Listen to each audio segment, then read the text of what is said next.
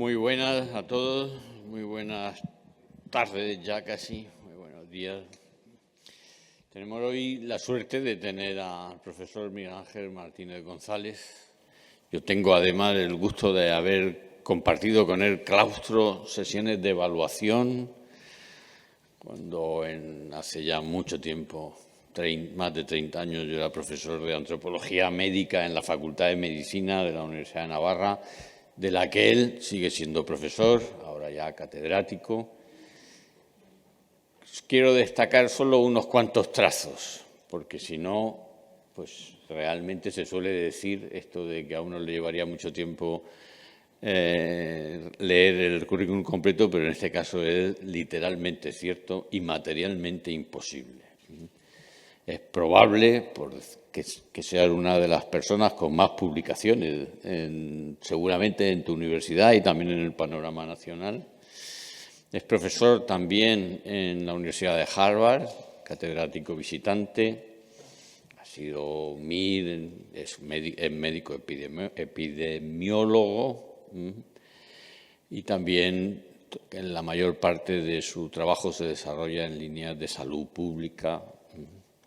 Tiene el premio Gregorio Marañón en investigación, tiene distinciones, ha sido, por supuesto, y sigue siendo investigador principal de grupos de investigación competitiva a nivel internacional, compuesto internacionalmente, de los que forman parte también. Ha sido doctor honoris causa por la Universidad de Almería, tiene premios en Estados Unidos y en España. Realmente estamos ante un colega con un nivel de reconocimiento público en el ámbito académico de primer nivel, y por eso le agradecemos que venga, que haya venido desde Pamplona, a la que se va esta misma tarde en cuanto terminemos de agasajarlo con una paella, y que participe de esta serie de conferencias en las que nos honra tener personas como Miguel Ángel Martínez González, que viene a hablarnos de su trabajo en el contexto de una reflexión abierta sobre qué es la universidad. No es un lema, porque es simplemente un estribillo que yo repito, pero solemos decir que la universidad necesita saber lo que es para serlo. A veces, para saber qué es la universidad, hay que reflexionar directamente sobre la universidad, pero otras veces hay que mostrar el campo y las materias de trabajo de nuestros colegas y de nuestros colegas que tienen un recorrido destacado, como es el caso, y con el que nos podemos medir para tener ese movimiento interior tan universitario que es el de la emulación, el de intentar ser como los mejores. Muchas gracias, Miguel Ángel, tuyo es el micrófono. Muchas gracias, es un placer. Es un placer y un honor muy grande, me hace mucha ilusión pues venir a la Universidad CEU Cardenal Herrera de Valencia y además pues volver a encontrarme con Higinio, con el ilustrísimo señor rector, después de tantos años en los que compartimos claustro allí en Pamplona. Y además me ha hecho gracia que cuando he estado pensando en el título de la conferencia, Prevención y Salud Pública, salud viene de higieia en griego, y higinio pues viene de salud, o sea que tiene que ver tu nombre con la salud. Entonces son claves del siglo XXI. Yo le puse este título a la conferencia cuando tuvieron la amabilidad de invitarme aquí, porque resulta que hace unos años traje a algunos profesores de Harvard a Navarra para un simposio que tuvimos allí. Y entonces el rector de Navarra, que era Alfonso Sánchez Tabernero, estuvo con nosotros, y uno de los profesores de Harvard, que yo asumo que es joven todavía, pero ahora mismo está el 7º o 8º del mundo en la persona más citada, pues le dijo al rector Sánchez Tabernero, le dijo: el siglo XXI es el siglo de la salud pública. El siglo XXI es el siglo de la salud pública. Por eso pongo siglos claves del siglo XXI. Entonces, yo voy a dividir la conferencia en 3 apartados.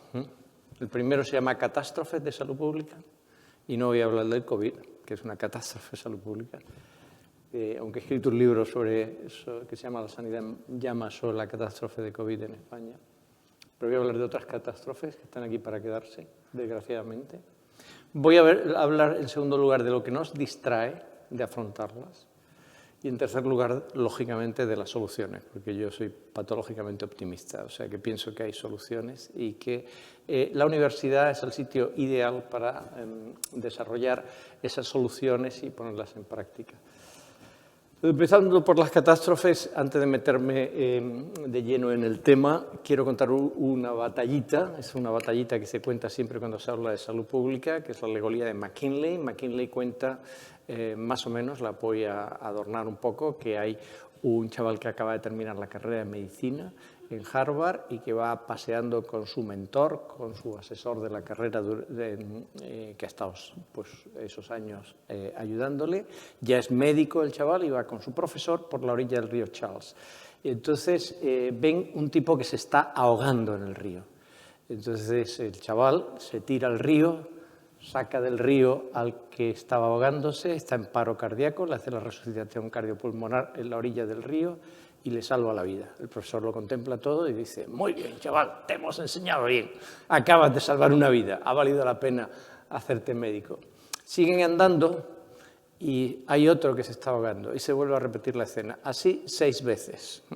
Cuando ya ha salvado al 6º y ha hecho 6 RCPs, el chaval se pregunta: ¿no será más eficaz parar al canalla que está río arriba tirando gente al río?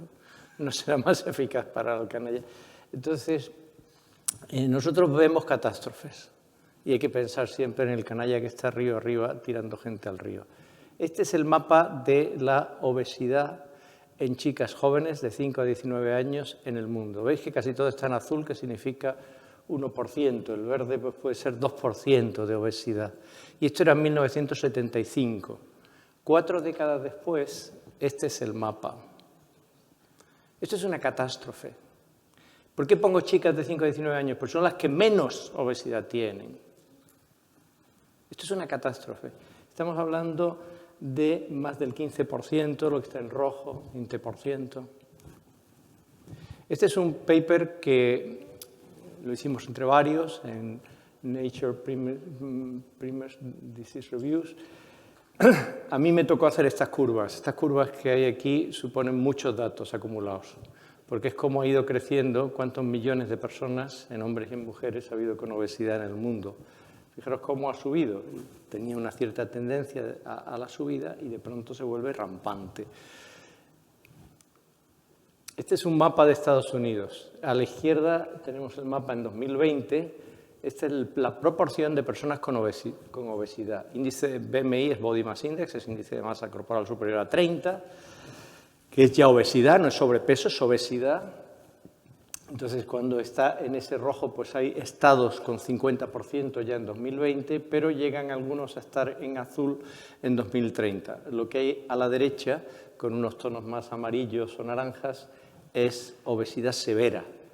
Entonces, estas son las proyecciones para el 2030, que está ahí a la vuelta de la esquina, ¿verdad? Pero es que esto está pasando en todo el mundo, no solo en Estados Unidos. Cuando se hacen las proyecciones del Atlas de Obesidad del año pasado, para el 2030, pues tenemos un 50% de la población mundial con sobrepeso u obesidad. Entonces, esto ya lo anunciaba esta editorial de Lancet. Ese editorial de Lancet, del que he cogido la palabra catástrofe, en 2004 hablaba de los fallos catastróficos de la salud pública. De fallos catastróficos de la salud pública. Entonces, tenemos que reconocer, no los médicos, sino nosotros, los que trabajamos en salud pública, los que trabajamos en medicina preventiva, que hemos hecho muy mal nuestro trabajo. Se ha hecho muy mal el trabajo de salud pública. Se ha hecho muy mal la prevención. ¿Por qué? Porque llegamos tarde. Y cuando se llega tarde, se llega mal. Entonces, este es el primer mensaje, digamos, que tenemos una catástrofe. ¿Por qué? Primero porque el Homo sapiens parece que ha dejado de comer con sabiduría, ¿verdad? Ya no es sapiens a la hora de comer. Entonces se ha producido una evolución hacia acá. Y resulta que se ponen parches. Seguro que han oído ustedes hablar del Ozempic o del Mounjaro, de los agonistas de GLP-1, de los agonistas de incretina, que son los fármacos mágicos maravillosos que han aparecido hace unos años. Antes se usaban para la diabetes, ahora se usan para la obesidad. ¿Qué sucede con esos fármacos? Primero, que son carísimos. El coste real puede estar casi en los 1.000 euros al mes. Entonces, en Estados Unidos por lo menos está por ahí, entre 1.000 y 1.500 euros al mes de los inyectables. Y después que se abandonan, no se ha cuidado el estilo de vida y el peso que se había perdido, que es mágico, el peso que se pierde se vuelve a recuperar. Estas son las tasas de abandono cuando se usa para la obesidad, para la pérdida de peso, que después de 2 años llegan a más del 80%. Entonces se abandonan porque son caros, también tienen algunos problemas de efectos adversos y no son la solución mágica, desde luego. La solución farmacológica no es la solución mágica. En cambio, este es un estudio de mucha calidad epidemiológica, que ahí sigue desde el 2011, emblemático. En este estudio se siguen a más de 120.000 personas, donde se mide cada 4 años el cambio de su dieta, cambio de su actividad física y cambio de su peso. Entonces, son 3 cohortes independientes, 2 de mujeres, las que están en azul o en beige, en la parte de la derecha, y una de hombres, el Professional Follow-up Study, que es la que está en color naranja. Entonces, son coincidentes, o sea que aquí hay replicación de los hallazgos. Entonces, en este gráfico tridimensional se ve los quintiles de cambio dietético, o sea que cuando el patrón dietético está en el quintil 5, que es en el eje frontal este que tenemos aquí, pues se ve cómo va bajando el cambio de peso, esto está medido en libras, el cambio de peso cada 4 años, porque son medidas repetidas cada 4 años durante 20 años, trabajando con 120.000 personas. Es de lo mejorcito que se ha hecho en el tema de las causas de la obesidad. Fíjense cómo cambia, pero es que en el otro eje, en el eje que queda a la derecha, es lo mismo con la actividad física. Cuando se combina la actividad física en nivel adecuado, el quintil 5 es el 20% que más hace, y el quintil de cambio dietético, que es los que cambian a mejor, ese 20% que más cambia a mejor en su dieta, pues la diferencia es brutal, ¿verdad? Entonces, son remedios muy sencillos, no hace falta gastar 1.400 euros al mes en fármacos, y con una actividad física y con una dieta adecuada, pues se consigue prevenir la ganancia de peso. Esto lo han hecho profesores de Harvard, el que decía lo de que el siglo XXI es el siglo de la salud pública, es el último autor de este paper, Frank Hu. Y fijaros a la derecha, pues todo lo que está a la derecha en ese gráfico, esas barritas que van a la derecha, son las 3 cohortes, qué es lo que engorda y qué es lo que adelgaza, lo que se asocia con ganancia de peso y lo que se asocia con pérdida de peso. O sea que las patatas fritas, ya sea tipo hamburguesería o ya sea tipo patatas de bolsa, las carnes procesadas, las carnes rojas, la mantequilla, todos los pasteles, cereales refinados, bollería industrial, todo eso va hacia ganancia de peso. En cambio, pues las verduras, las frutas, los cereales integrales, el yogur, todo eso va hacia la pérdida de peso. Y en las bebidas, pues tenemos tanto las bebidas azucaradas como los zumos, que es muy mala idea, aquí es la tierra de las naranjas, es mucho mejor tomarse la naranja entera, con su albedo, con sus antioxidantes, con su fibra, que quedarse con el agua y el azúcar, que es básicamente lo que queda en el zumo, ¿verdad? Los zumos van también hacia la derecha, ¿verdad? Entonces, aquí teníamos una solución, pero se prefiere la solución farmacológica. ¿Por qué es importante la obesidad? Más allá de aspectos estéticos, tenemos que la obesidad está causando un fracaso de la salud pública en cuanto a la diabetes, al ictus, stroke, ¿veis? Esto es lo que se proyecta que va a crecer, estas son las enfermedades que van a crecer entre el 2015 y el 2030, y a la enfermedad coronaria. Y la insuficiencia cardíaca, que también está muy derivada de la arteriosclerosis, etc., ¿no?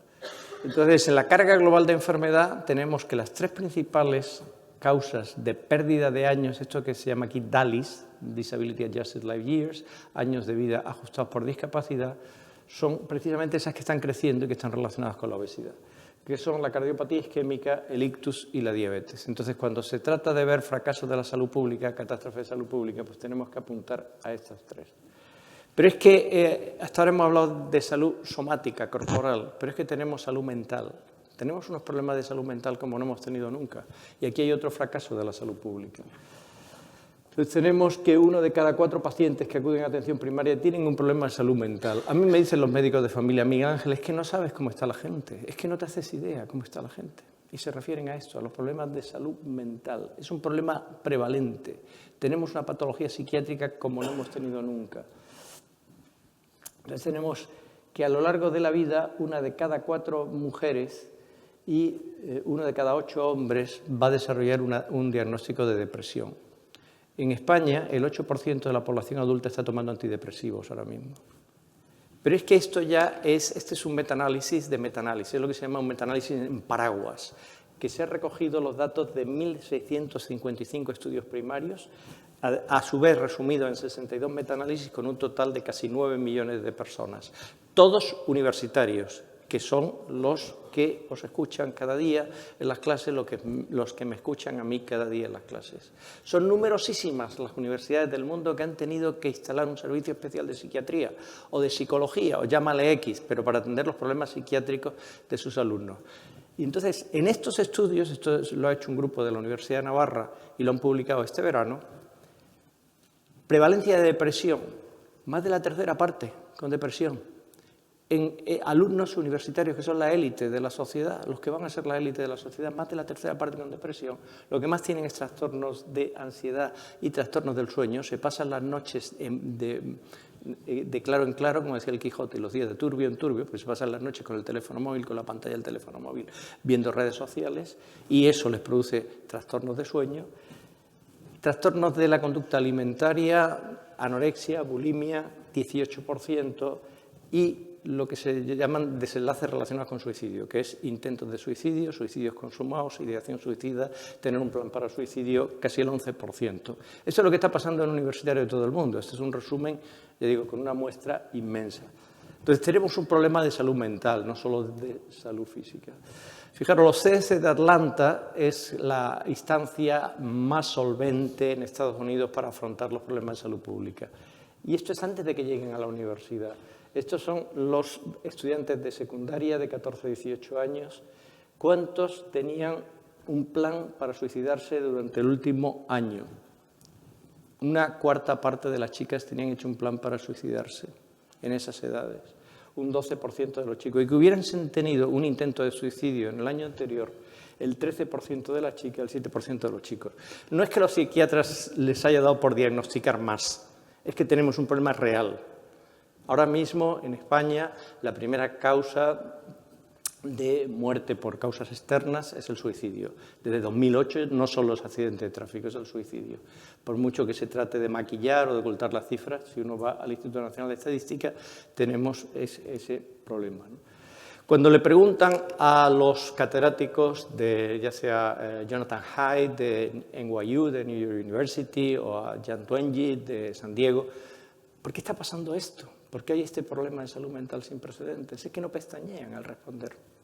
Los teléfonos móviles con conexión a Internet, las redes sociales.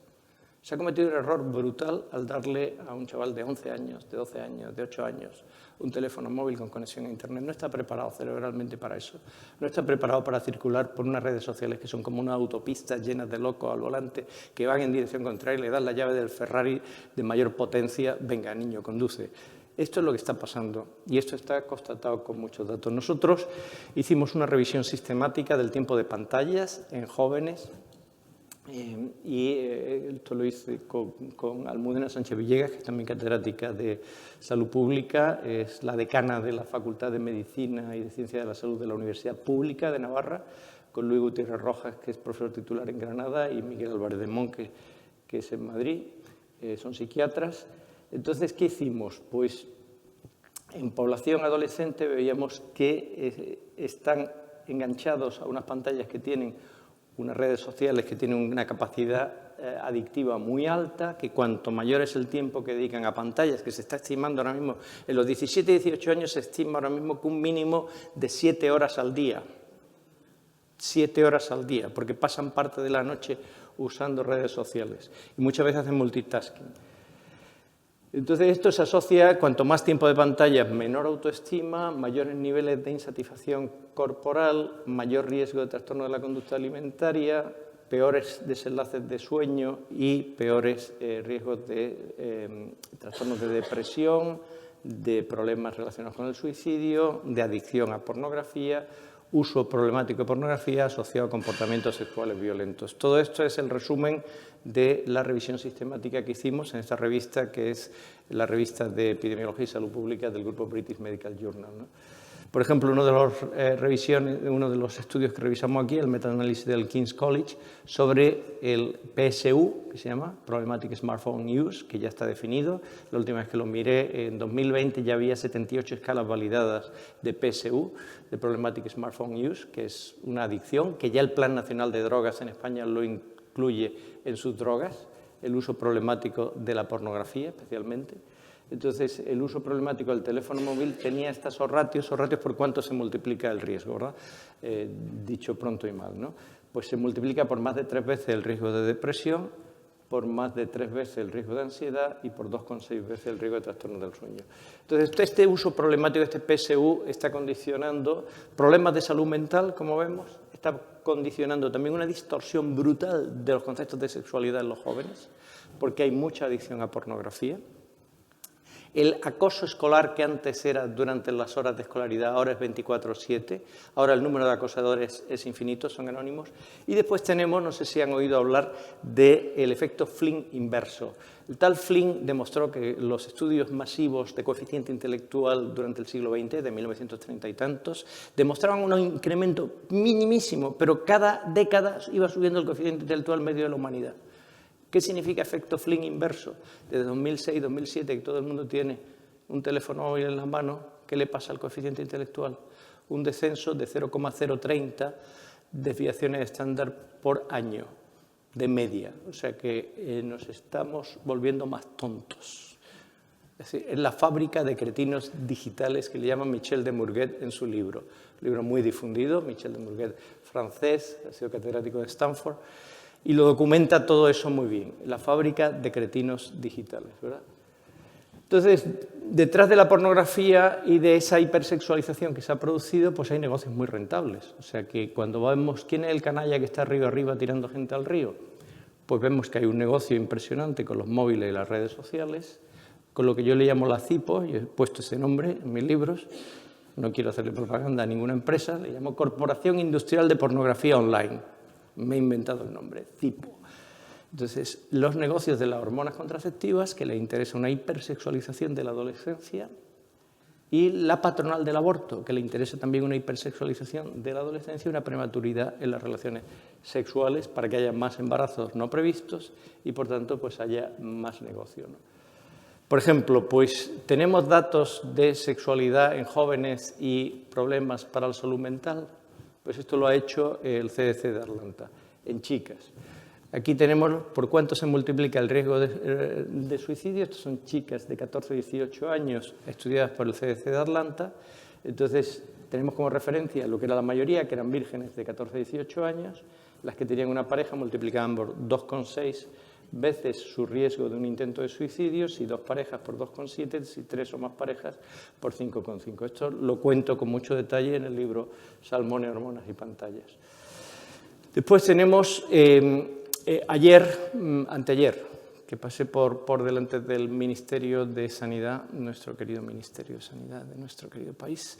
Entonces me dio un bajón, porque vi de nuevo un inmenso cartel haciendo propaganda del aborto y digo, ¿sabrán epidemiología para poner esto en el Ministerio de Sanidad? Esta barbaridad que están poniendo en su cartel en la puerta del Paseo del Prado. Este es un estudio para hacerle un monumento, muy reciente, es del 2025. Si leéis bien, aquí comparan 28.721 mujeres que se sometieron a un aborto inducido con más de 1 millón de mujeres que tuvieron embarazo y dieron a luz al hijo. Lo hacen en una revista solvente y la siguen hasta 17 años.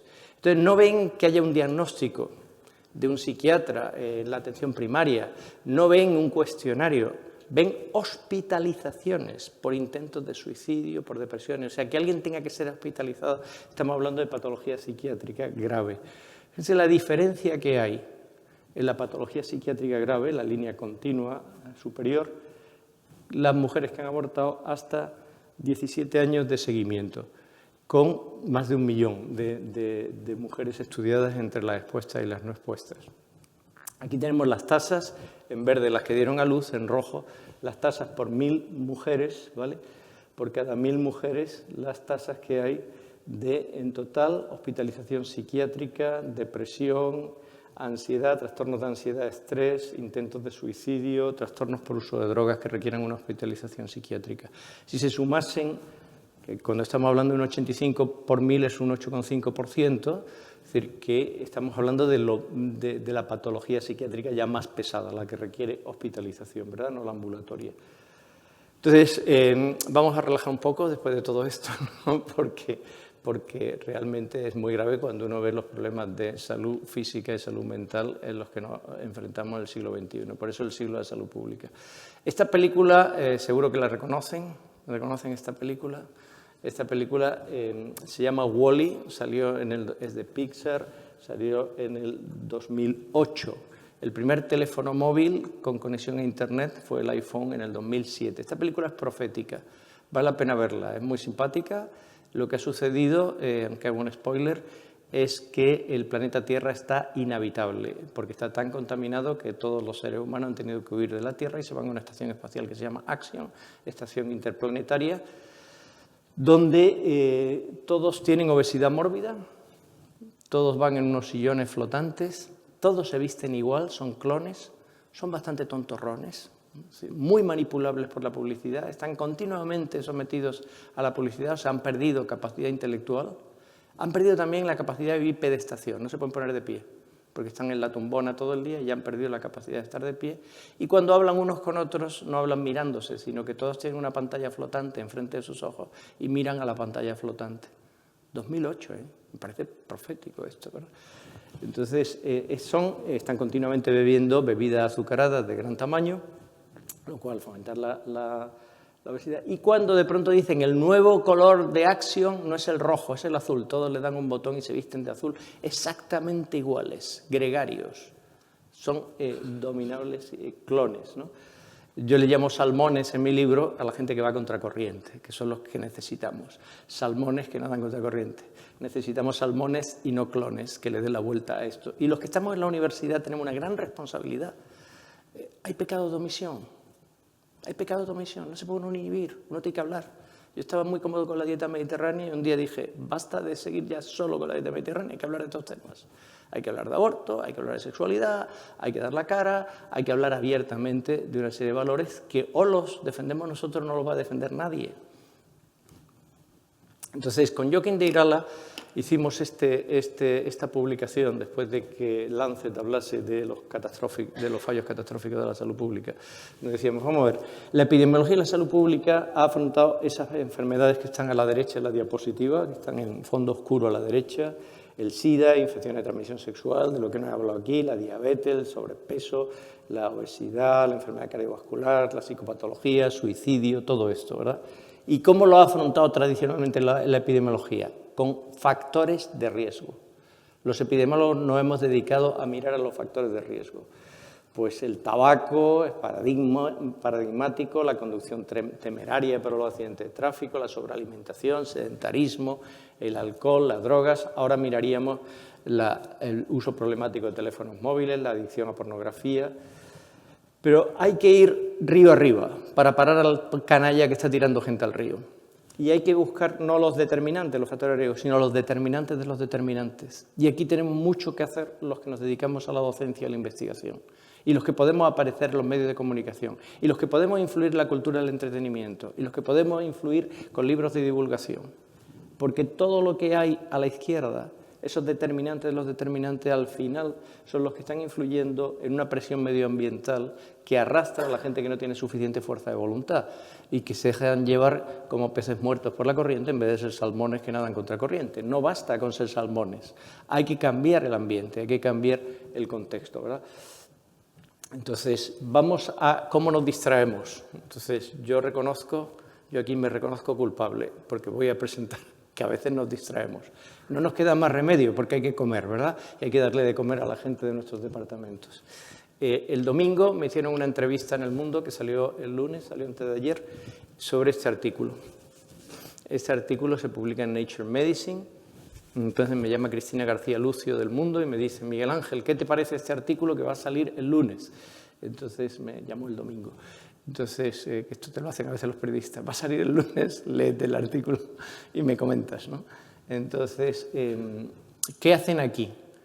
Pues miran los relojes epigenéticos. Los relojes epigenéticos son metilaciones del ADN que dependen en gran parte de tu estilo de vida, de lo que comes, a qué te expones, de las contaminantes medioambientales, etc. Entonces, hay una edad biológica que viene definida por estos relojes epigenéticos y una edad cronológica que es la que te marca el calendario.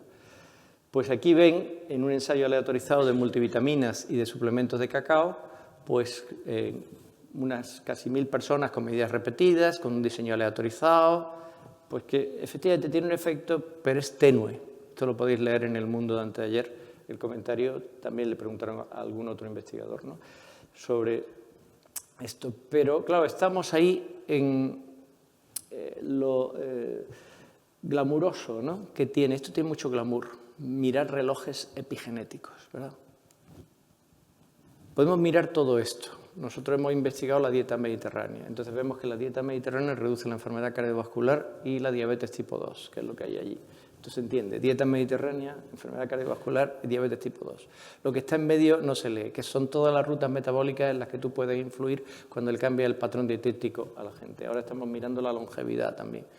Entonces, dice, cada uno de estos puntitos es una molécula que se puede medir en plasma y que ahora mismo tenemos técnicas metabolómicas muy potentes, y hacerle un metaboloma en plasma a una persona te cuesta unos $300. Hemos conseguido fondos del NIH para hacerlo y lo estamos midiendo en miles de personas, ¿no? Entonces, por ejemplo, hicimos este paper en el Open Heart Journal con Jun Lee de Harvard, donde vimos, después de meter Machine Learning, pues vimos 67 metabolitos que eran capaces de predecir, se miden en plasma los 67, hace una fórmula y dice si una persona sigue o no la dieta mediterránea, porque son metabolitos que se afectan por la dieta mediterránea. Entonces, en vez de preguntarle a la gente si seguía la dieta mediterránea o no, lo que hacíamos era que medíamos esos metabolitos y por cada desviación estándar de cambio de esa firma metabólica, pues se veía cómo se reducía a largo plazo los eventos cardiovasculares primarios. Y además lo reprodujimos en cohortes de Harvard, en 5 años de seguimiento después de medir los metabolitos, ¿verdad? En las cohortes de Harvard se reproducía. Incluso teniendo en cuenta lo que la gente decía que comía, esto seguía siendo más poderoso, ¿no? Entonces, este es un paper que publicamos y que ha sido citado casi 200 veces desde que lo publicamos. Es un paper que ha tenido su impacto. Pero en estas cosas nos distraemos, ¿verdad? Nos distraemos con estas cosas. Ahora estamos completando esto, ya ha sido enviado a publicar. Todavía, por eso le pongo no fotografiar, porque ya hacemos 17 años más de seguimiento de estas mismas personas y ya no es la incidencia de enfermedad cardiovascular, sino mortalidad por todas las causas, que también la dieta mediterránea con su firma metabolómica lo predice. Y este lo hemos publicado hace un mes exactamente, este se publicó, no, este hace 2 meses, este fue hace 2 meses. Este lo hemos hecho con 10 cohortes de Estados Unidos, la única cohorte es española. Entonces aquí vemos con 44 metabolitos medidos en plasma, pues vemos cuál es el riesgo. La única cohorte española es Predimed, que es la que llevamos nosotros. Las otras son cohortes norteamericanas. Entonces vemos cómo la firma metabolómica con esos 44 metabolitos es capaz de predecir quién va a tener diabetes. Entonces, quién va a tener diabetes se ve. Pero aquí lo interesante es que hicimos, todo eso son 44 metabolitos, lo que está en la fila central. Entonces vemos, por ejemplo, que el índice de masa corporal, que está aquí en azul oscuro violeta, pues se asocia con el glutamato, y el glutamato en plasma pues se asocia con más riesgo de diabetes. Y así se puede ir haciendo. Unas flechas son azules, otras son rojas, asociación positiva, asociación negativa, Pero al final volvemos a los factores que están a la izquierda, que es índice de masa corporal elevado, PA, que es physical activity, actividad física, cereales integrales, carnes rojas, bebidas azucaradas, café y té y vino. Unos en verde, que son protectores, otros en púrpura, que son perjudiciales. Al final volvemos al estilo de vida después de haber dado todas estas vueltas. Quizá lo entendemos mejor, ¿no? Entonces, tenemos ahora en Jaén, tierra del olivo, ¿no? Pues tendremos el próximo simposio Harvard-Navarra, que llevamos desde el 2015 haciendo un simposio cada año a un lado del Atlántico para seguir profundizando en todo esto. Entonces, nos distraemos también con estas cosas. Fijaros, ahora mismo hay mucho debate en el tema del alcohol. Hay gente buenísima en salud pública, pero buenísima, que te dice que ni una gota de alcohol. Por ejemplo, estos son de Oxford. Dice, ni una gota de alcohol. Cualquier consumo de alcohol es perjudicial. Entonces, y hay otros buenísimos en salud pública que te dicen, es que los que más longevidad tienen son los que toman 1 o 2 copas de vino con las comidas. Vino con alcohol, ¿vale? Entonces, y son buenísimos también. Harvard. Oxford dice esto, Harvard dice lo otro. Entonces, gente muy buena. Entonces, ¿aquí qué hicieron? Yo estuve con Semin Chang en Oxford antes de que publicaran este paper en Lancet. Lo que hicieron fue, en vez de preguntarle a la gente cuántas copas bebía, se lo preguntaron a sus genes. Entonces, hay polimorfismos del alcohol deshidrogenasa y del aldehído deshidrogenasa que te marcan bastante cuánto es el consumo de alcohol. Esto lo hicieron una cohorte con 500.000 personas en China y entonces tuvieron en cuenta no solo los polimorfismos genéticos de estas enzimas, sino también la localización geográfica en China con distintas regiones. Hicieron 6 grupos y como veis en azul, pues en los 6 grupos, del 1 al 6, discriminaba bastante cuál era la media del consumo de alcohol en hombres, no en mujeres. En mujeres había muy poco consumo de alcohol y prácticamente no se diferenciaba. Entonces, ¿qué vieron? Vieron que con el análisis epidemiológico convencional, pues sí se veía que estos de aquí, que son los que consumían como en la semana unos 100 gramos de alcohol a la semana, que eso puede ser como un poquito más de una copa al día, pues eran los que tenían menos enfermedad coronaria, pero luego hacían su análisis por genes, o sea, teniendo en cuenta estos 6 grupos, por eso hacen 6 estimaciones, no se veía ese patrón, digamos, de bajada del riesgo con el consumo de alcohol moderado o bajo. Incluso para el ictus era peor todavía, para los accidentes cerebrovasculares.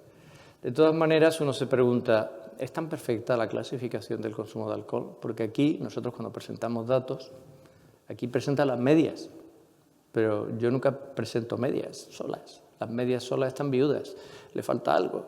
¿Qué le falta a la media? La desviación estándar, o sea, ¿hasta qué punto hay dispersión en cada categoría? Luego esto parece muy glamuroso de nuevo, porque se está haciendo epidemiología genómica, se está haciendo, esto se le llama Mendelian randomization, aleatorización mendeliana, ¿no? Entonces, a lo que voy con las distracciones es con esto. Este artículo me parece magistral. Este artículo de Annals of Internal Medicine dice, ¿sabéis cuánto invierte en investigación biomédica el NIH, los National Institute of Health norteamericanos, que son los que financian la investigación biomédica fundamental? Nosotros hemos tenido la suerte de poder acceder desde Navarra a varios proyectos, hemos tenido como 9 proyectos del NIH, que su envergadura máxima, típica, no máxima, típica son 2,5 millones, 3 millones de euros por proyecto, los compartimos con Harvard.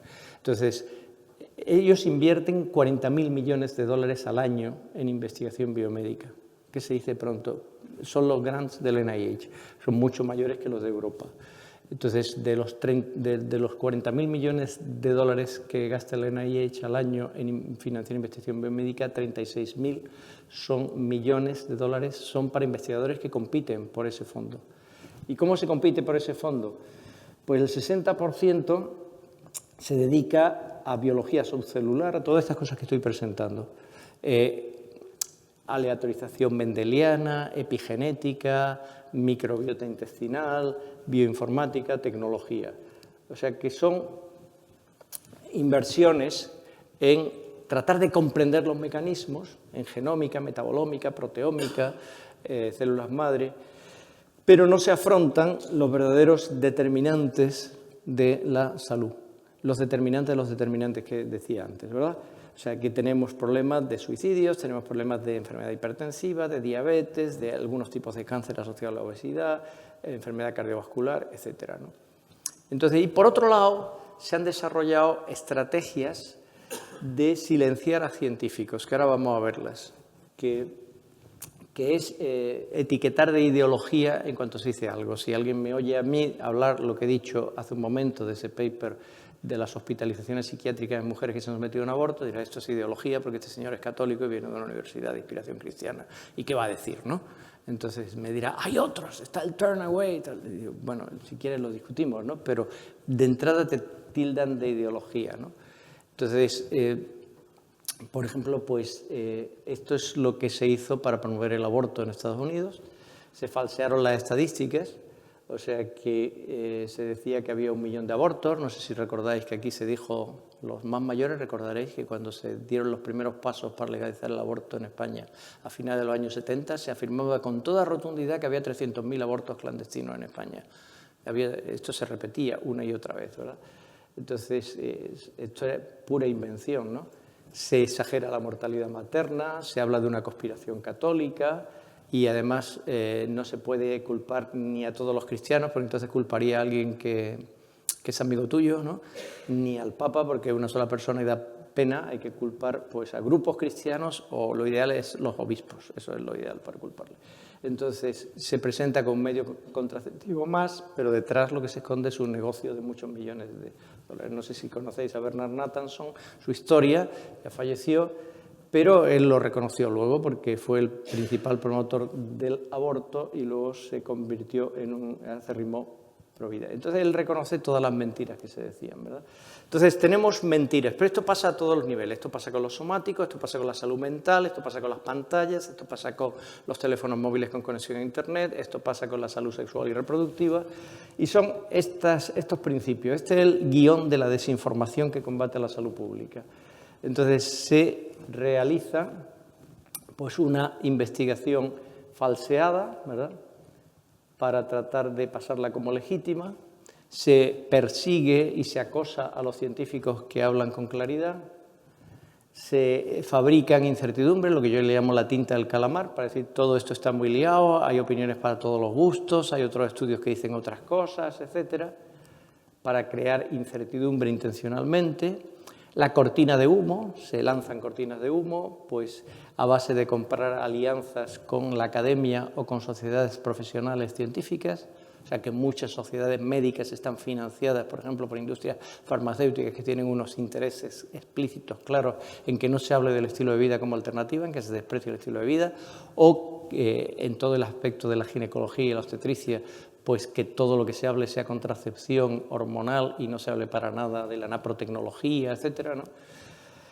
Y después ya se llega a nivel de los gobiernos y de las puertas giratorias y todo esto. Este es el guión de la desinformación. Entonces, soluciones. Vamos a llegar a las soluciones. Esto decía Einstein. O sea, una persona inteligente resuelve problemas. Una persona sabia los evita. A eso estamos en la medicina preventiva, para evitarlos. Y en la salud pública. La salud pública se podía definir de muchas maneras, pero es sobre todo un sistema, movimiento, gran empresa social dirigida a elevar el nivel de salud de la población.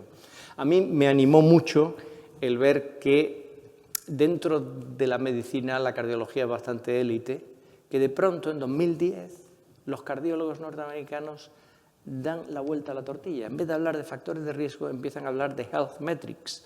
Entonces empiezan a hablar en sentido positivo, una epidemiología positiva. Entonces hablan de health metrics y definen estas 7 health metrics que discriminan muy bien quién va a tener una enfermedad cardiovascular o quién se va a morir de enfermedad cardiovascular.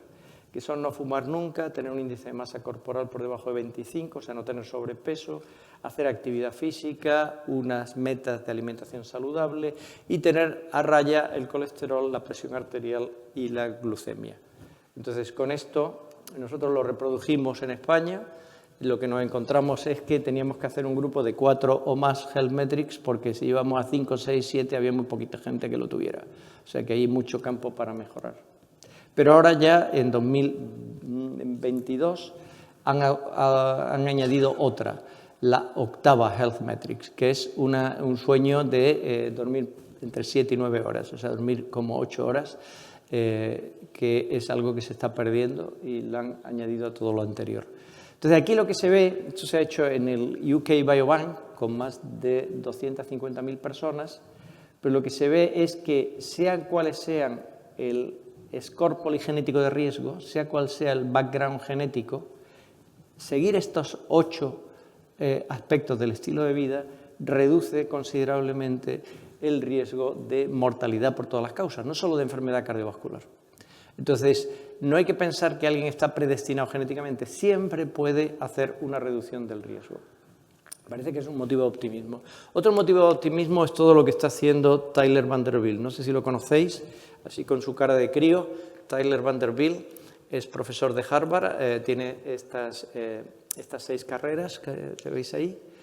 Es un converso al catolicismo, hará unos 15 años que se convirtió al catolicismo, y estudia cosas tan interesantes como la influencia de la religión en la salud, la influencia de la capacidad de perdonar, la influencia del amor, la influencia del matrimonio, todas estas cosas, pero es uno de los autores del libro gordo de método de epidemiología. Hay 4 editores y él metodológicamente es excelente, o sea, es catedrático de epidemiología en Harvard, ¿no? Entonces él ha desarrollado, esto lo publicó en JAMA, en la revista más difundida en medicina. Él publicó el Human Flourishing Index, que va más allá de la salud física y mental, que sería la segunda dimensión, sino que mira también aspectos como la felicidad y la satisfacción con la vida, el tener sentido y propósito en la vida, el carácter y la virtud. Fijaros las preguntas 7 y 8 del Human Flourishing, que es que uno promueve siempre el bien en todas las circunstancias, incluso en situaciones que son desafiantes y difíciles, que siempre estoy dispuesto a renunciar a algún placer inmediato, una gratificación inmediata por un bien mayor futuro, ¿verdad? O sea, que tiene todas estas dimensiones y esto es poderosísimo. Lo mismo que lo es él es epidemiólogo, Carol Reeve es psicóloga, es catedrática de psicología en la Universidad de Wisconsin, en Madison, y ella me contaba, Carol Reeve, cómo con estas 6 dimensiones que tiene su concepto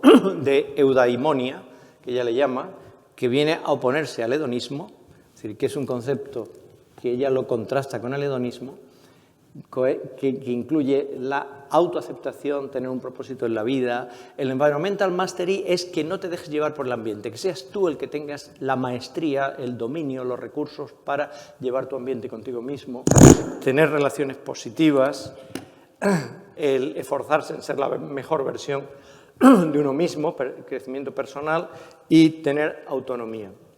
Entonces, esto, a igualdad de lesiones cerebrales de Alzheimer, hace que la gente tenga mejor función cognitiva, por ejemplo. Esto es lo que me decía ella, ¿no? Nosotros hemos visto que, esto es algo que todavía no hemos publicado, pero lo tenemos enviado, pues en la cohorte SUN, Seguimiento Universidad de Navarra, pues lo que hemos visto es que la capacidad de afrontamiento, la actividad física moderada y atender a ceremonias religiosas, pues esto se asocia con el concepto de Human Flourishing, mientras que el tabaco y el tender a tener unas características de tensión, de estrés, pues todo eso lo reduce, ¿no?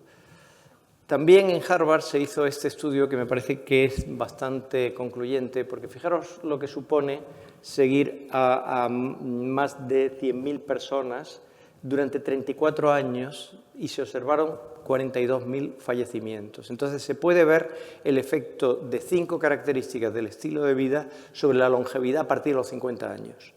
Entonces veis que según se tengan más o menos esas características, van contando cuáles son esas características, cuál es la expectativa de vida a partir de los 50 años.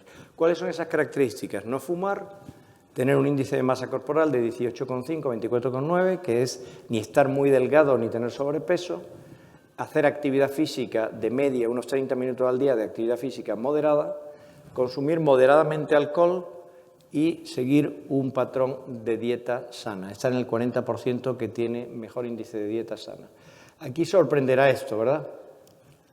Sorprende el que se ponga el consumo moderado de alcohol como una de las 5 cosas que seleccionan la longevidad. Entonces, seguro que habéis oído esto me voy a meter porque ahora mismo estoy muy metido en el alcohol y creo que es un punto en el que vale la pena, yo imagino que más del 50% de los que estáis aquí en algún momento habéis consumido alcohol en vuestra vida, o cerveza, o vino, o licores, y a lo mejor os interesa. Entonces, en 2018 se publica en Lancet este editorial. Este editorial tiene una página que tiene un título muy talibán, muy radical, que dice que ningún nivel de alcohol mejora la salud. Esto ocupa una página y acompaña a un artículo del Global Burden of Disease en 195 países, que tiene 21 páginas lleno de datos y de cifras, y ese es el editorial que leyó todo el mundo. Quizás los otros no lo leyeron tanto. Pero aquí dice que lo más sano es 0 alcohol para todo el mundo. 4 años más tarde, el mismo grupo, en 2022, el mismo grupo, la misma revista, publica otro artículo.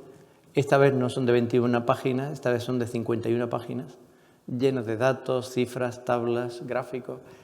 Pero, en resumen, viene a decir que pequeñas cantidades de alcohol se asocian con una mejora de los resultados en salud en aquellas poblaciones que predominantemente afrontan una mayor carga de riesgo cardiovascular, ¿verdad? Entonces, depende mucho de la edad. Pero fijaros que en el mismo grupo dice algo contradictorio con 4 años de diferencia. En el primero dice que 0, en el segundo dice que pequeño. Nosotros lo que hicimos, esto lo hicimos con 18.000 personas seguidas, más de 10 años en la cohorte de seguimiento Universidad de Navarra, es que diseñamos lo que se llama el MADP, que no significa Miguel Ángel descanse en paz, sino que significa Mediterranean Alcohol Drinking Pattern. Entonces, Mediterranean Alcohol Drinking Pattern es darle puntos a cómo se consume alcohol, que a lo mejor el patrón de consumo cambia el efecto, es lo que pensábamos. Entonces, le dábamos puntos a beber con moderación, le dábamos puntos a repartirlo a lo largo de la semana y no concentrarlo en el fin de semana, como el botellón, a consumirlo con las comidas, porque irrita menos todo el tubo digestivo si está mezclado con comidas, a no caer nunca en el patrón de atracón de alcohol de 4 o 5 bebidas en 2 horas, 3 horas, tener preferencia por el vino, dentro del vino preferir el vino tinto y evitar los licores fuertes. Con eso se podía tener un score de 0 a 9. ¿Qué vimos en estas 18.000 personas? Que a igualdad de consumo de alcohol, cuanto mejor se seguía ese patrón mediterráneo, más se reducía la mortalidad. Entonces, que depende, hay una fuerte modificación del efecto que tiene el alcohol dependiendo del patrón de consumo. Esto tú lo puedes publicar, esto lo publicamos en 2014, hace ya 12 años, pero después ha habido estudios gigantescos, en Reino Unido 2 de ellos, y en Italia otro, que han replicado exactamente estos resultados. Han replicado lo mismo que encontramos nosotros, el patrón modifica. Recientemente, este sí es de hace exactamente un mes, este paper lo publicamos en el European Heart Journal, que es la revista europea de referencia en cardiología. Pues lo que hicimos fue ver en el estudio Predimed cómo el consumo moderado de vino con las comidas mejoraba todavía más la dieta mediterránea. Aquí tenéis, esta es la reducción del riesgo de mortalidad después de 17 años de seguimiento de 7.000 personas. Pues este es el riesgo de mortalidad si se sigue la dieta mediterránea sin considerar el vino, y aquí se reduce todavía más, todo lo que va a la izquierda es reducción, esto es una reducción del 25%, si se añade la copa de vino en la comida. O sea que encontramos esa protección, luego lo combinamos para ver si se replicaba con la cohorte SUN, Seguimiento Universidad de Navarra, añadiendo 10.000 personas más seguidas 22 años, y entonces veíamos de nuevo que se mantenía. Si no se seguía la dieta mediterránea, probablemente el vino no cambiaba mucho el efecto, ¿no? De todas maneras, todo esto es observacional. Tenemos que dar un paso más, porque nosotros hacemos esta jerarquía de los diseños. La gente dice, estos son asociaciones estadísticas, son meras correlaciones.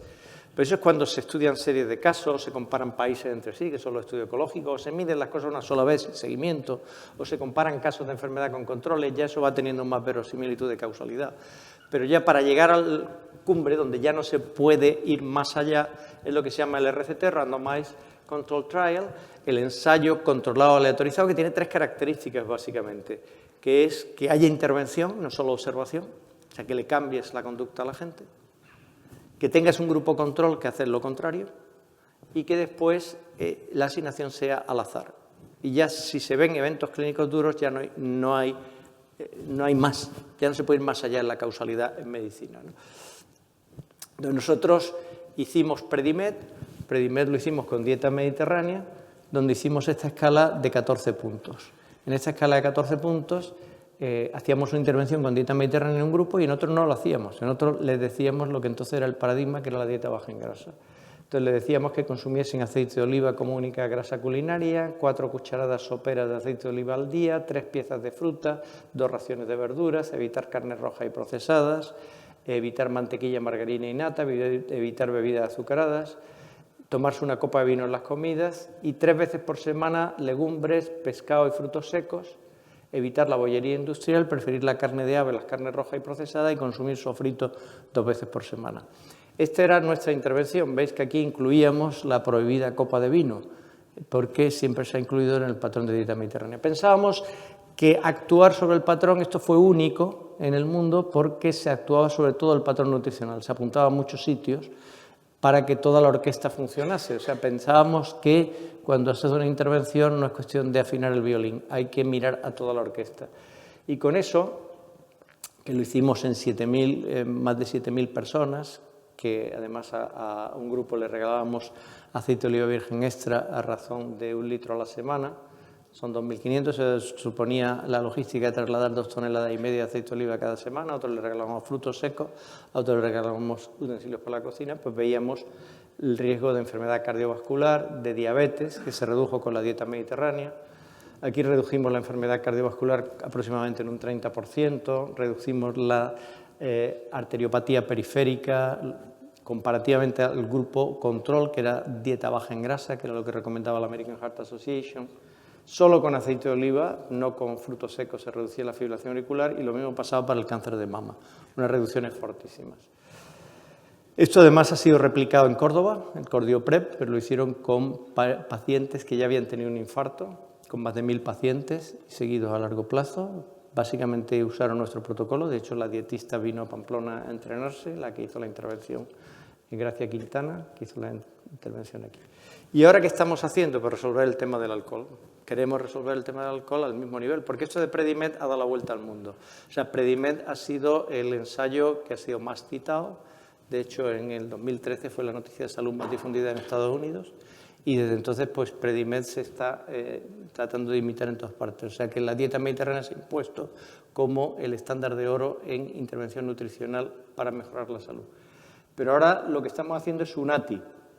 UNATI está financiado por significa University of Navarra Alumni Trialist Initiative, entonces está financiado por el ERC, por el European Research Council, con un Advanced, y nuestro objetivo es trabajar sobre 10.000 bebedores, que beban por lo menos 3 consumiciones de alcohol a la semana y que no se pasen de 40 a la semana, que ya es mucho, y que tengan entre 55 y 75 años las mujeres, 50 a 70 los varones. Entonces estamos trabajando con ellos, 5.000 dirigidos a aconsejarles que dejen de beber alcohol, reemplacen la cerveza por cerveza sin alcohol, vino sin alcohol, etc. Y en los otros 5.000 el MADP, o sea, reducir los atracones, repartirlo en la semana, consumirlo con las comidas y que sea vino tinto. Entonces, todavía se puede inscribir uno, o sea que estamos con inscripción abierta y hago descaradamente propaganda. Pero tenemos solo 7.000 ahora mismo. Para que os hagáis una idea, el ensayo aleatorizado con grupo control, porque este es el Nova Más, es lo que se puede hacer, más grande que se ha hecho en el mundo, se ha hecho con 224 personas. A mí me parece que esto es un escándalo. Que ha tenido 224 personas, se hizo en Israel, y los asignaron al azar a 3 grupos, unos con agua mineral, otro vino tinto y otro vino blanco. Salió un poquito mejor el vino. Nosotros no sabemos qué va a salir aquí. Estamos haciendo la intervención con 15 personas contratadas como coaches, que son psicólogos, dietistas, enfermeras, y esperamos llegar muy pronto a los 10.000 para poder dar desde España pues, una respuesta a todo esto.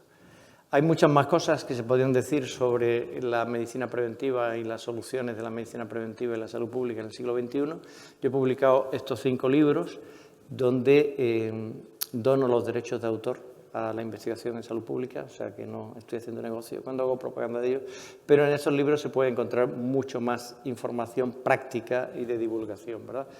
Entonces, los dos últimos están más dirigidos a todo el tema de las pantallas, todo el tema de la sexualidad, del aborto, la pornografía, todo esto, ¿no? Entonces, en resumen, esta es mi última diapositiva. Pienso que las soluciones vienen por aquí. Por un lado, afrontar más los determinantes de los determinantes, o sea, ir a esos factores que determinan los factores de riesgo. El concepto de florecimiento personal de Tyler Vanderbilt o de eudaimonia de Carol Reeve son como un viento fresco en salud pública y en prevención, porque me parece que apuntan más allá, a tener propósito en la vida, a tener carácter, virtud, todo esto influye mucho. El estilo de vida fomentado también, no solo desde la educación en salud, sino también desde acciones estructurales. Y, por supuesto, buscar el óptimo en nutrición. Desde España hemos podido dar con Predimed una respuesta muy buena, de máximo nivel, sobre cuál es la dieta ideal para la prevención, pero ahora mismo tenemos que darla también sobre el tema del consumo de alcohol.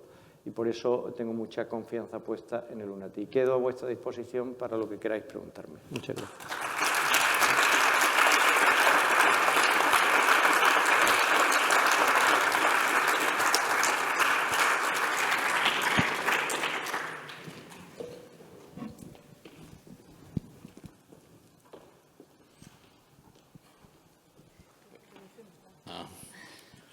Bueno, pero seguro que hay alguien que quiere preguntar, seguro, de ciencias.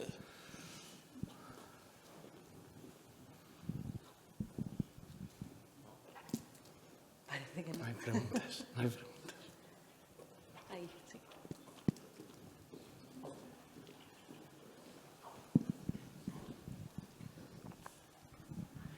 Hola.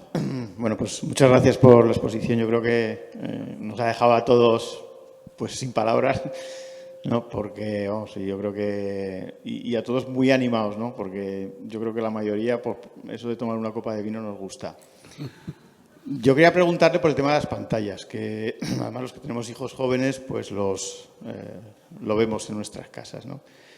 ¿Usted cree que hay alguna manera de evitar eso o de reducirlo?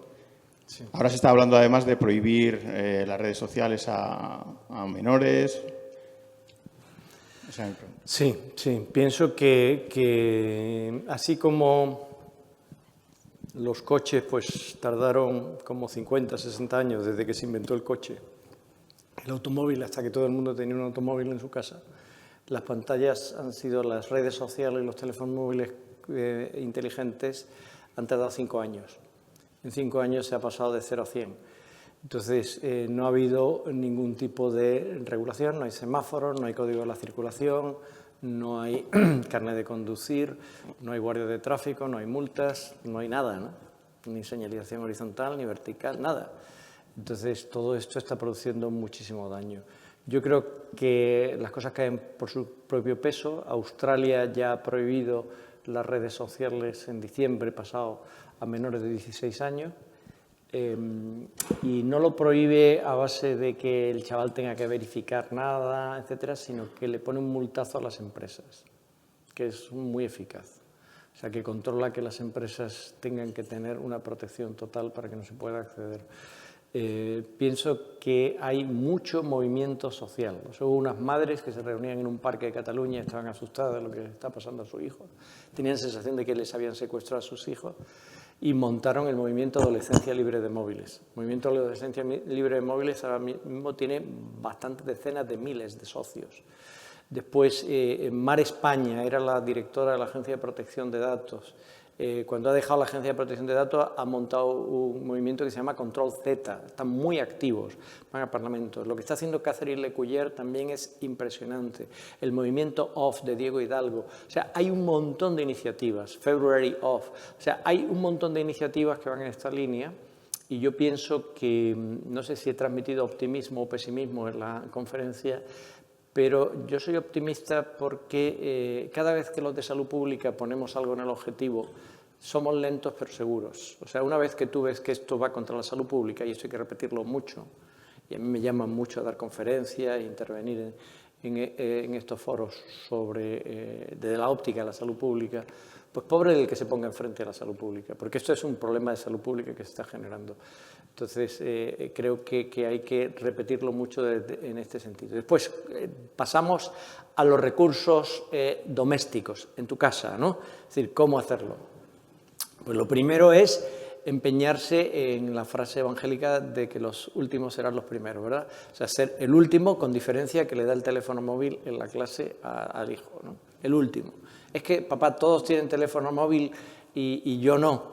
Pues muy bien, pues recuerdo un médico de la Clínica Universidad de Navarra que le decía a su hijo, perdonar, pero es lo que él decía, dile a tus amigos que tu padre es un cabrón, pero no te voy a dar el teléfono móvil, ¿vale? Entonces, creo que hay que retrasarlo todo lo posible. En el libro 12 soluciones para superar los retos de las pantallas, que es el que he puesto aquí. 12 soluciones, que es el último, este lo publiqué el año pasado. En este doy consejos muy prácticos, pero doy un montón, sería muy largo enumerarlo aquí. Pero en ese libro doy consejos muy prácticos para los padres, desde las zonas que se puede usar, el toque de queda, las cajas de bloqueo, las metas, los horarios. Doy todo muy práctico. Tiene muy poca teoría y mucha práctica ese libro. No es muy largo. Entonces, con ese libro es como un recetario de todo lo que hay que hacer, ¿no? El Digital Detox, o sea, todas estas cosas que han salido de Silicon Valley que se están haciendo en Estados Unidos, ¿verdad? Y después creo que es interesante también ver la serie para los padres, no para los hijos de adolescencia. La serie de Netflix, son 4 capítulos, todo en plano secuencia, que está muy bien hecha técnicamente. Creo que esa serie es muy ilustrativa de la realidad de lo que está pasando, ¿eh? O sea, adolescencia se llama. Entonces, salió el año pasado, hacia febrero, marzo, ahora un año que salió esa serie. Es muy dura el contenido, no tiene nada explícito, hay muchos implícitos en esa serie.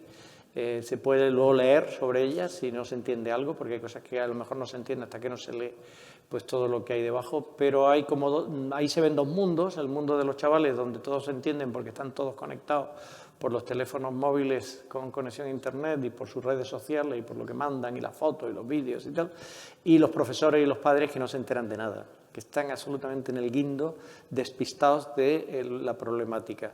Entonces, creo que es interesante verla para hacerse una idea de lo que está pasando, pero lo que está pasando es muy fuerte, ¿eh? O sea, lo que está pasando ahora mismo con los teléfonos móviles es muy fuerte. El punto más álgido es que ya le he dado el teléfono móvil con conexión a internet, ahora cómo se lo quito, ¿no? Ese es el punto más álgido. Eso está también tratado ahí, ¿vale? Entonces, creo que hay que pasar a la acción. Yo defiendo en el libro que la corteza prefrontal no está suficientemente preparada para lidiar con los retos de unos ingenieros informáticos que son los mejores del mundo y unos psicólogos que son los mejores del mundo y han diseñado unos sistemas y unos algoritmos que están dirigidos a tenerlos enganchados todo el día. Entonces, no están preparados para competir. Lo mismo que no está preparado un chaval para votar, para conducir, para tener personalidad jurídica, para tener propiedades si no tiene 18 años. Pues, ¿por qué no aplicamos lo de los 18 años a los teléfonos móviles con conexión a internet? Antes de 16 a 18 que tengan teléfonos tontos, zapatófonos de teclas, ¿verdad? Pero no darle esa máquina tan potente, potentísima a un chaval que no está preparado para controlarla. O sea, la máquina le controla a él y él no controla a la máquina, porque cerebralmente no está controlado. O sea, esto es... Yo pongo el ejemplo, lo he tomado de Jonathan Haidt, ¿no?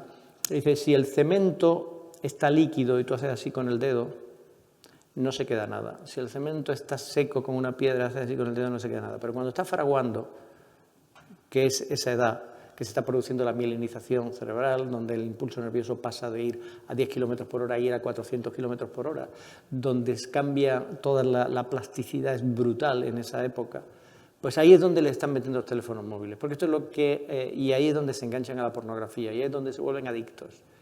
Entonces los papás están tan tranquilos pensando que su hijo no da la lata y está en su cuarto con la tablet, con el teléfono móvil o con el portátil, y su hijo o su hija están enganchados a pornografía.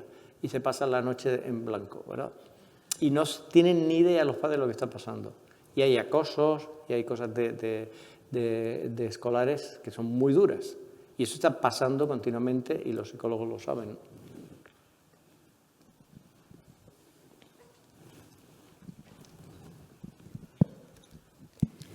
Hola, buenos días. Mi pregunta viene a colación de que ha comentado un montón de veces la dieta mediterránea, ¿no? Y el estilo de vida mediterráneo. En nuestro estilo de vida también se incluye la siesta. Igual que el vino no se sabe si sí o si no, la siesta sí o no. Pues no tenemos evidencia experimental, o sea, no hemos hecho un estudio aleatorizado de la siesta, a lo mejor se puede hacer en el futuro. La evidencia observacional que tenemos es que hay una investigadora, de hecho estuve ayer comiendo con ella y con otros de la Autónoma de Madrid, la Autónoma de Madrid que ha trabajado con nosotros también en Navarra, que es murciana, que se llama Mercedes Sotos Prieto, que ha desarrollado un índice que se llama MedLife, que es índice de estilo de vida mediterráneo, incluye la siesta, pero una siesta corta. O sea, cuando la siesta se pasa de media hora, su efecto teóricamente protector de esa siesta de un cuarto de hora, 20 minutos, desaparece y se vuelve al revés. Esto es lo que hemos observado en los estudios epidemiológicos.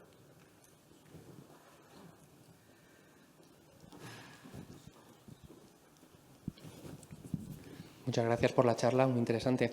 Quería hacerle dos preguntas. La primera es, no sé si mi percepción es errónea, pero ¿se valora más hoy en la sociedad, por ejemplo, a los especialistas de medicina relacionados con la cirugía, por ejemplo, que a las personas o médicos o veterinarios que se dedican a la salud pública?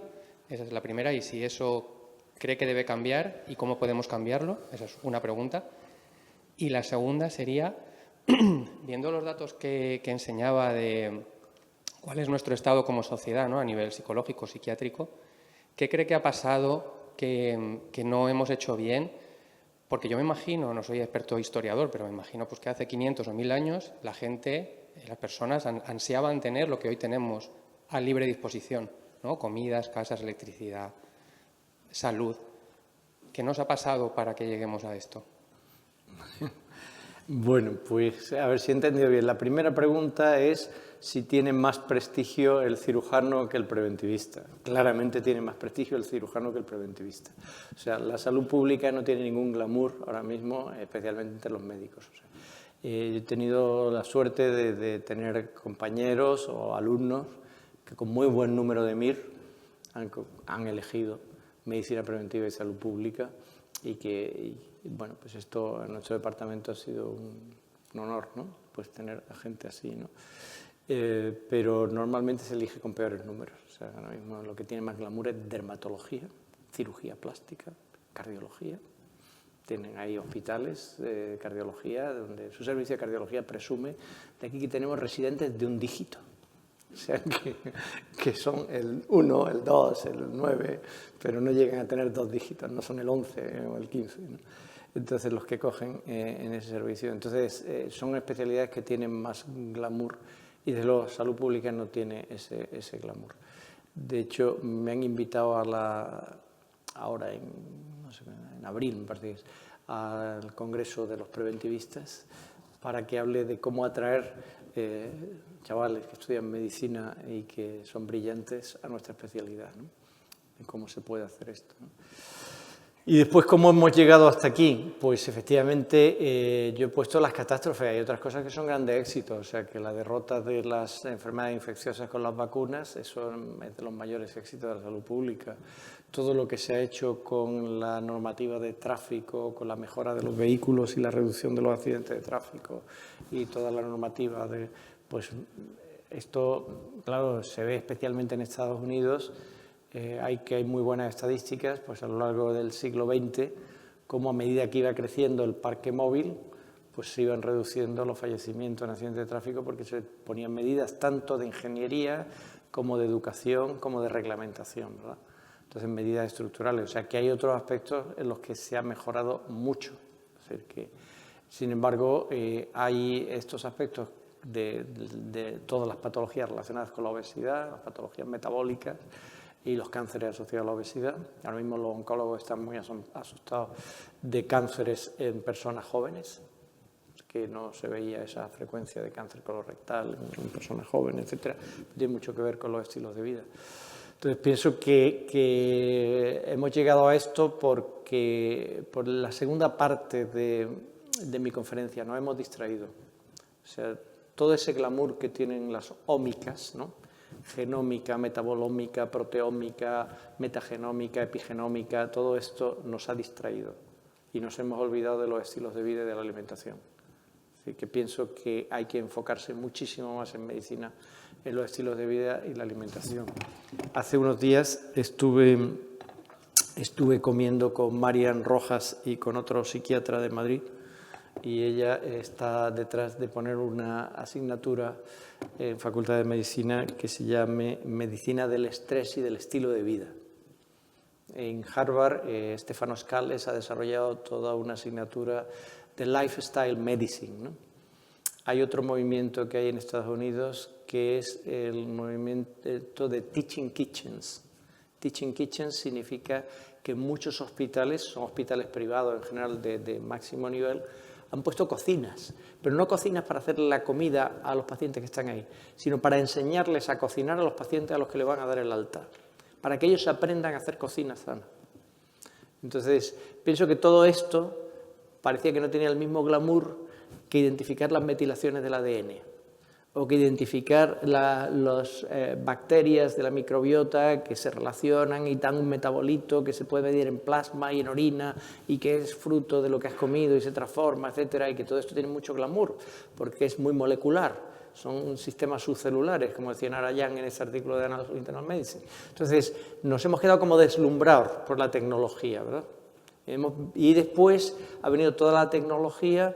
Primero parecía que la obesidad iba a ser todo pues cirugía bariátrica, ahora parece que todo el problema de la obesidad es el tema de los análogos de la GLP, ¿no? de las incretinas, ¿no? del Mounjaro y el Ozempic, ¿no? Entonces, creo que la tecnología a veces nos deslumbra y nos despista de poner el acento donde hay que ponerlo. Lo mismo pasa, yo recuerdo, estuve en Singapur hace un año en un congreso donde estaban todos los países asiáticos. Tuvimos una sesión al final del congreso, era sobre salud de la mujer. Entonces, todos los países asiáticos, Corea, China, Singapur y algunos europeos, Francia, estaban muy preocupados con el tema de que no hay reemplazo generacional, del envejecimiento brutal de la población y que no hay forma de revertir la natalidad. Y al final, ¿de qué hablaban? Pues hablaban de las clínicas de reproducción asistida y dicen, mira, esa no es la solución, eso no es la solución, tienen más fracasos que éxitos siempre. La solución tiene que venir de los determinantes, es decir, ¿por qué la gente, o sea, cuáles son los problemas estructurales que tiene nuestra sociedad por los cuales la gente no quiere tener hijos?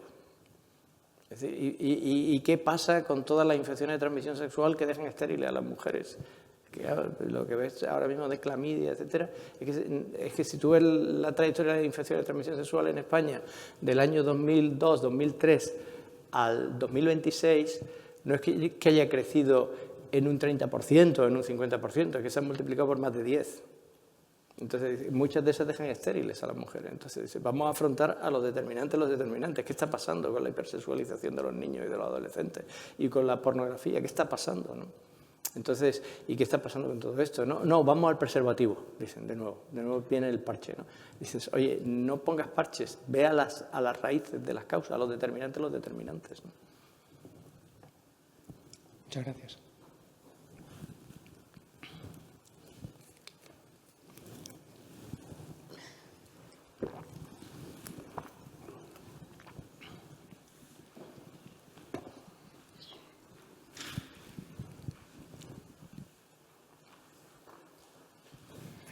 Miguel Ángel. Aquí. Bueno, enhorabuena por su fantástica charla de gran utilidad científica y también aplicabilidad social, ¿no? Yo le voy a hacer una pregunta en ese segundo sentido, como padre. Quizás es una pregunta que algunos también se plantean. Usted ha hablado de las pantallas, ¿no? De los móviles, y yo quería preguntarle específicamente sobre los dibujos animados. Dibujos animados sí, no. Marian Rojas, ¿no? Usted la ha comentado, creo que recomienda determinados, sí, pero determinados dibujos animados y con qué periodicidad.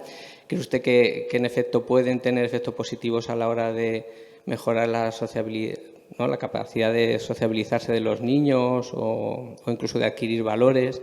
¿Qué opina usted al respecto? Pues no tengo una opinión, desde luego, de que sean lo ideal, de pasar mucho tiempo. Desde luego, Cuanto más tiempo delante de la pantalla, peor, por sedentarismo, etcétera. Y por sociabilizarse es mucho mejor el aire libre. Es decir, que yo pienso que hemos pasado de una infancia basada en juegos al aire libre, es decir, jugar a policía y ladrones, pues jugar al escondite, saltar a la comba. Es decir, todo eso es un estilo de vida mucho más sano que estar delante de una pantalla con dibujos animados. Es muy cómodo para los padres, poner los dibujos animados y los chavales se quedan absorbidos por la pantalla. Yo pienso que hay que limitarlos, que pueden tener su lugar, pero con muchas restricciones, y también hay dibujos animados y dibujos animados. Hay algunos que tienen una ideología woke, claramente. En esto parece que Disney está cambiando, pero intencionalmente han puesto ideología woke hasta los dibujos animados, ¿no? ¿Sabéis lo que es ideología woke? No tengo que explicarlo, sois universitario. Pero, claro, la ideología woke hace mucho daño desde la infancia y está puesto ahí intencionalmente en algunos dibujos animados. O sea, que no solo es el concepto de dibujo animado, es cuál es la orientación que tienen y cuál es la ideología que hay detrás de algunos de ellos, ¿no?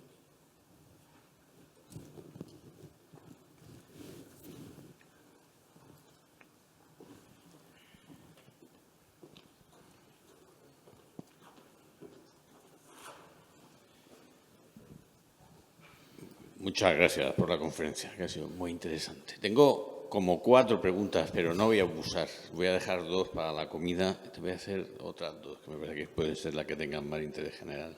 Me ha llamado la atención lo de la disminución del coeficiente intelectual. Yo lo había leído y no le había dado crédito, sinceramente. No, lo había leído en un libro de una psicoanalista y me intriga mucho. Y no sé si sabemos, si tú sabes, si es por daño neurofisiológico, por alteración de la conducta cognitiva, por cuestiones de índole más estrictamente hablando psicológica.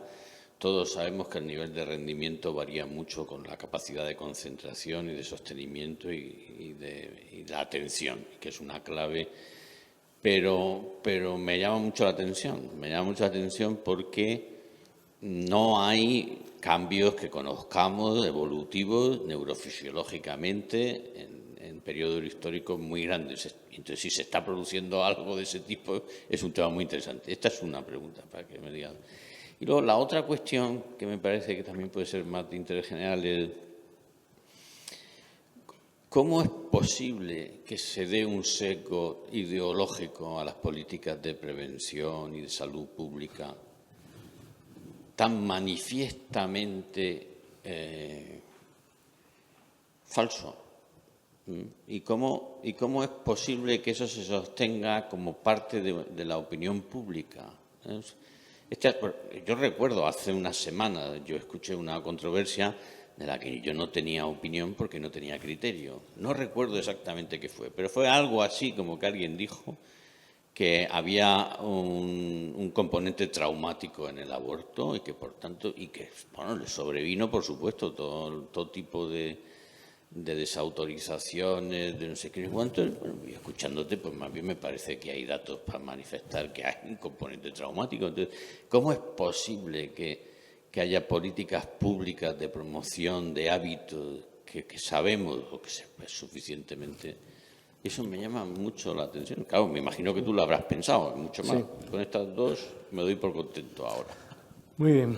Pues no, la primera, efectivamente, hay una reducción de la capacidad intelectual, especialmente más acusada en las edades que están en la universidad.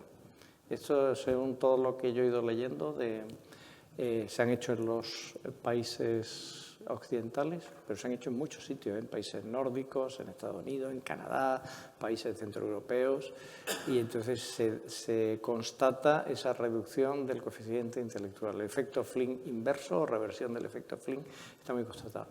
Esto es correlación, es decir, año y media de un test de coeficiente intelectual. Causas no están investigadas así con mucho detalle, pero entonces son más especulativas, no están objetivadas con un estudio en profundidad de las causas del retraso del coeficiente intelectual. Parece evidente que no leen libros enteros, ahora mismo picotean, que es la superficialidad. Está este libro de Gloria Mark que habla sobre la atención, donde ella habla de toda la pérdida de concentración que supone el estar pasando de una tarea a otra continuamente y no poderse concentrar. Y después está todo el tema gravísimo del déficit de sueño. O sea, cuando se han medido cuáles las horas de sueño de los adolescentes y de los jóvenes universitarios, en la adolescencia pierden muchísimas horas de sueño. Durante el sueño, nuestra memoria a corto plazo pasa a memoria a largo plazo. Y esto tiene, el que tener buena memoria, pues lógicamente es la base de la cognición. O sea, que si tú todo lo que has aprendido en un día en la universidad necesitas 8 horas de sueño para luego grabarlo en el disco duro y que te acuerdes dentro de un mes y dentro de 3 meses de eso mismo y resulta que no duermes. Pues, y después la otra cosa que pasa es que durante las propias clases, porque son chavales que están escolarizados, ya sea en secundaria o en universidad, durante las propias clases se han acostumbrado a tomar apuntes con tablets o con portátiles. Entonces tienen ventanas abiertas que no son las de la clase, siempre. Entonces yo estoy dando clase un día y tengo a todos mis alumnos con un ordenador portátil delante y de pronto salen las ofertas de Zara. ¿Quién soy yo para competir con las ofertas de Zara? O sea, ¿quién soy yo? Entonces, se acabó la clase, entonces apaga y vámonos. Entonces, claro, todo esto les estropea la inteligencia porque tienen una interrupción continua de su discurso intelectual interno, ¿no? Es decir, está continuamente interrumpido al pasar de una tarea a otra, al tener tantas ventanas abiertas, al tener tantos canales de información. Y no estamos preparados para el multitasking, no estamos preparados para el multitasking. Entonces muchas veces tienen varias pantallas a la vez, están haciendo los deberes y tienen la pantalla abierta, tienen el móvil que les va sonando cada 2 por 3 y le van llegando WhatsApp y en la clase hay una movida con una cosa y están todos conectados y lo notas, que es que te están contestando. O sea, que a veces hay asesorados míos que me escriben un WhatsApp o un email diciendo a ver cuándo quedamos, doctor Martínez, y digo, pues si este tío está en clase, ¿por qué me escribe ahora? ¿Qué está haciendo en clase? Entonces esa interrupción. Después, ¿cómo es posible que se difundan mentiras desde instancias gubernamentales, ¿verdad? Porque son gubernamentales. Entonces la política manda y el dinero manda. O sea que esto lo hemos visto muchas veces. Nosotros tuvimos un conflicto fuerte, que lo cuento en el libro Salud a Ciencia Cierta. Tuvimos un conflicto fuerte porque yo publiqué, resumo la historia, pero es una historia apasionante. Publicamos una cosa de que las bebidas azucaradas producían obesidad en la corte Zoom. Entonces vino a verme la directora de la gran multinacional de refrescos, la directora científica y el director comercial.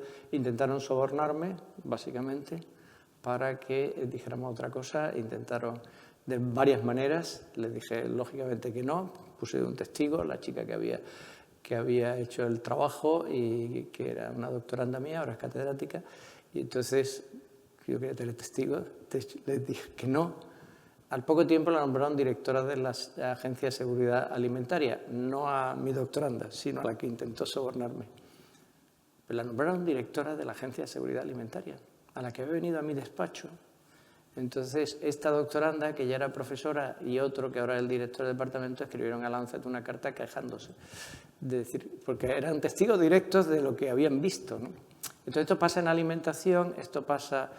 o sea, que una de mi departamento, una profesora titular, Cristina López del Burgo, pues ha estado trabajando mucho en temas de fertilidad.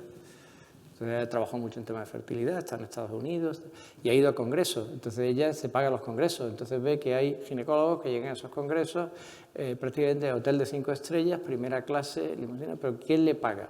La industria de contraceptivos. Dices, ves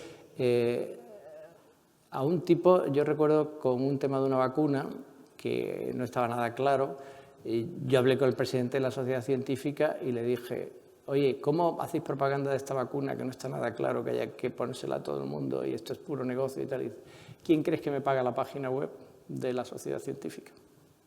Me dijo, catedrático de mi especialidad. ¿Quién crees que paga la página? Entonces, al final, money talks, se dice en inglés, ¿no? Poderoso caballero don dinero, se dice en español. Es que al final hay muchos intereses económicos y entonces se tergiversa. Yo cuento en el libro Salmón, Hormona y Pantallas bastantes cosas en el capítulo de aborto, de todo lo que se ha intoxicado, porque es de los temas en los que más se ha intoxicado. Me has preguntado sobre eso. Pues ahí está todo el dinero que puso Warren Buffett a un estudio. Este estudio que he presentado de las consecuencias del aborto tiene 1.200.000 mujeres que dieron a luz y 20 y tantas mil que abortaron. El estudio que pagó Warren Buffett y puso 88 millones de dólares en Stanford, en California, que prácticamente no había médicos, no hicieron seguimiento médico y todo era mucho más light, pues lo hicieron con 400 y pico mujeres, ¿vale? Y no está claro que el grupo control fuera el control adecuado, etcétera, pero puso mucho dinero. Entonces, claro, hay el Centro for Reproductive Rights, Center for Reproductive Rights, tú lo miras en la página web, buscar Center for Reproductive Rights en Estados Unidos. Pues ahí están todas las clínicas abortistas que realmente su procedimiento a ellos les cuesta muy poco, o sea, el gasto por proceso que ellos hacen es muy poco, pero cobran mucho. Entonces han puesto, con que destinen un 10% de sus ganancias a financiar todas estas intoxicaciones de la opinión pública, lo consiguen. Entonces yo ahí doy datos en el libro Salmón, Hormona y Pantallas de todo esto, ¿no? Pero vamos, que lo hemos vivido en España, o sea que si vemos la propuesta del Partido Popular de inconstitucionalidad de la ley y llegar luego al gobierno con mayoría absoluta y no retirarla, pues dices, ¿qué es esto, no? Si tú pones, pues esto es lo que pasó. Dice, ¿cómo es posible? Para mí esto es de las mayores perplejidades que uno puede tener, ¿no? De que llegue un partido y ponga un recurso de inconstitucionalidad contra una ley, luego llegan al gobierno con mayoría absoluta y tiene que dimitir el ministro Gallardón, ¿verdad? Dice, oye, ¿no sois vosotros los que habéis puesto el recurso de inconstitucionalidad? Entonces dice, pues más paradójico, pero bueno, los de salud pública no tenemos dinero, no tenemos políticos, pero tenemos algo que ellos no tienen, que es que tenemos razón. Como tenemos razón, seguimos, y seguimos, y seguimos, y seguimos, y publicamos, y estamos ahí. Entonces, al final, pues nos llevamos el gato al agua. ¿Qué es lo que ha pasado con el tabaco? ¿Qué es lo que está pasando ya con el cannabis? En el cannabis ya veo muchos movimientos que van para atrás. Es lo que está pasando con qué países pongan una regulación a las redes sociales. O sea, estamos dando pasos en ese sentido y somos lentos, pero al final lo que hay que hacer es seguir con esto, pero hay muchísimas mentiras. Gracias, encantado. Muchas gracias por haber venido, Miguel Ángel, desde Pamplona. Aquí está complicado, no sé, porque cuando voy me cuesta casi un día la ida y otro la vuelta. Ha sido una intervención muy interesante y seguro que nos vamos todos con un montón de cosas y con libros que leer y ojear, así que un gusto. Bueno, muchas gracias.